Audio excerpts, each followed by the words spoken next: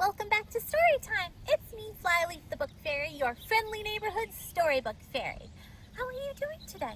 Today we're going to read a book about one of my favorite things. And I know you know what it is. What is a storybook fairy's favorite things? Storybooks! So today we will be reading Franklin's Flying Bookshop by Jen Campbell.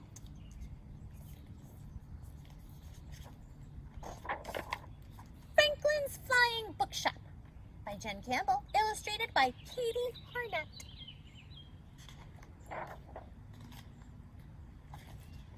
Franklin loves stories. I love stories. Do you love stories? I know you do. Stories keep him warm at night. His front door is a bookcase that keeps out the wind. There are lots of books inside the cave that Franklin lives in. He likes to read them out loud for everyone to hear. Me too. Every day, Franklin reads about King Arthur and roller skating, about electricity and baking. He reads about spiders and ballet and how to do kung fu. When the sun goes down, Franklin reads by the light of 1,000 fireflies, because fireflies like to hear stories too.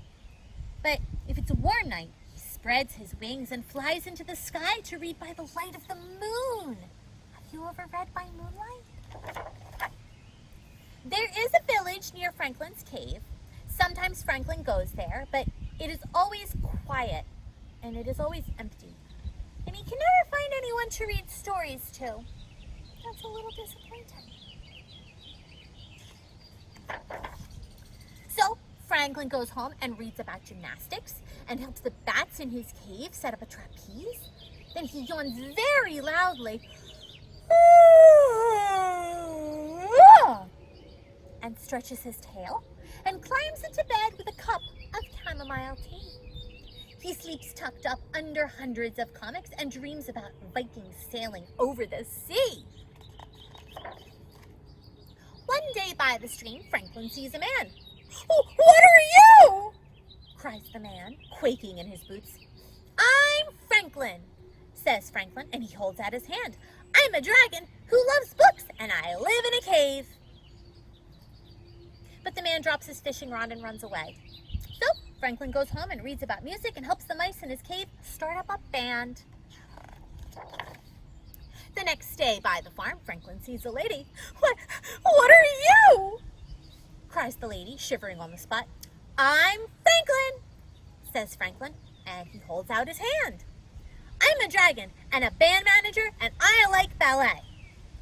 But the lady screams loudly and runs away.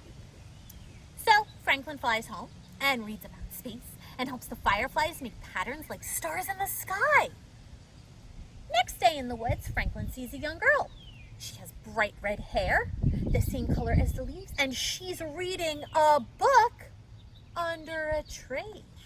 What do you think he'll say? "Who are you?" asks the girl, jumping up to her feet. "I'm Franklin," says Franklin, and he holds out his hand. "I'm a dragon who likes stargazing and playing croquet." "I love dragons!" cries the girl, and she shakes Franklin's hand. "You're in this book that I'm reading about a faraway land."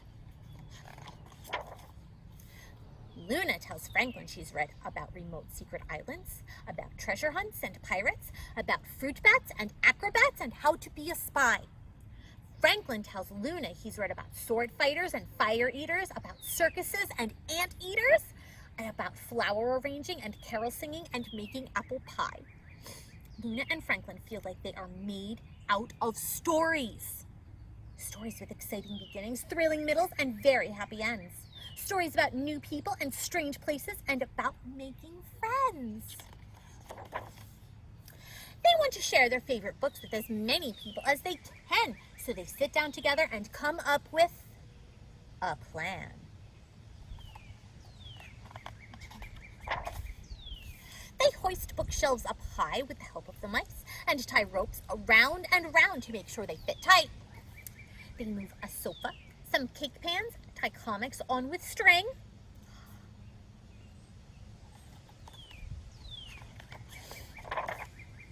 Everybody climbs on board. Luna holds her breath.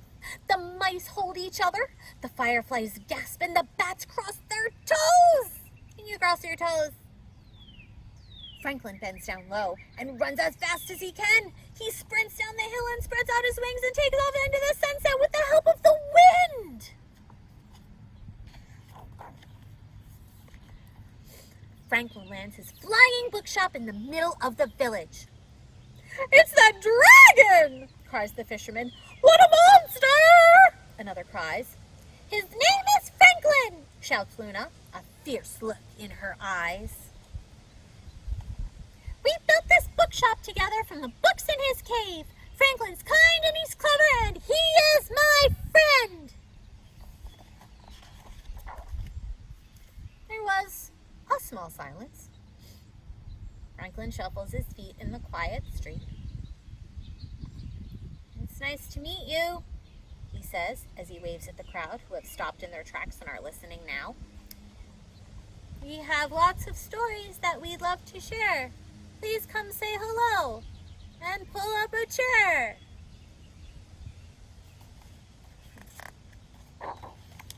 The fireflies light up the shelves. The bats cartwheel along the bookcases, and the mice clear their throats and start singing songs. It isn't long before the villagers start taking a look, climbing up onto Franklin to peer at the books. Franklin takes a deep breath as Luna passes out cake. He tells them stories about scientists and Antarctica and snakes. He whispers tales about dragons and about how to make creme brulee, and everyone is listening to what he has to say. "Let's fly!" Luna smiles as the fireflies dance and the acrobatic bats show off their kung fu. So they all hold on tight as Franklin takes flight, reading books by the light of the moon. The end. How many of you would like to meet a flying dragon library? I think that would be so much fun. So I hope you find something that is as fun as a flying dragon library. Until we meet again. Goodbye, fairy friends.